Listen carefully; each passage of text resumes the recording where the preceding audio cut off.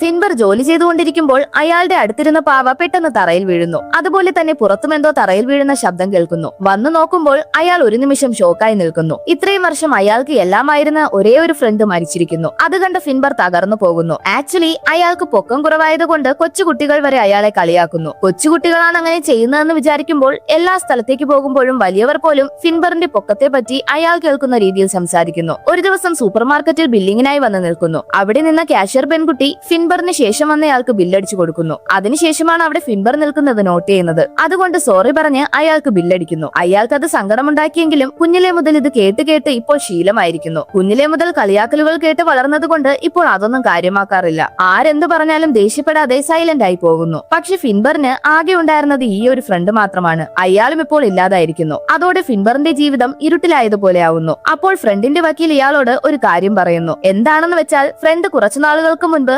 അദ്ദേഹത്തിന്റെ കടയും ഗ്രാമത്തിലുള്ള 1/2 ഏക്കർ സ്ഥലവും അതിലുള്ള വീടും ഫിൻബറിന്റെ പേരിൽ എഴുതി വെച്ചിരിക്കുന്നു. അത് കേട്ടതും ഫിൻബർ കൂടുതൽ തകരുന്നു. ഇത്രയും നാൾ സിറ്റിയിൽ കളിയാക്കലുകൾക്കിടയിൽ ജീവിച്ച ഫിൻബർ ഗ്രാമത്തിൽ പോയി ജീവിക്കാമെന്ന് വിചാരിച്ച് ഗ്രാമത്തിലെ വീടിന്റെ താക്കോൽ വാങ്ങി അവിടേക്ക് പോകുന്നു. അവിടെ ഉണ്ടായിരുന്ന ആളുകൾ ഫിൻബറിന്റെ പൊക്കമില്ലായ്മയെ ഒരു കുറവായി കാണാതെ അയാളോട് കാഷ്വലായി ഇടപഴകുന്നു. അവിടെ അയാളുടെ ജീവിതത്തിൽ ഒരു വെളിച്ചമുണ്ടായി പുതിയ ബന്ധങ്ങളും ഉണ്ടാവുന്നു.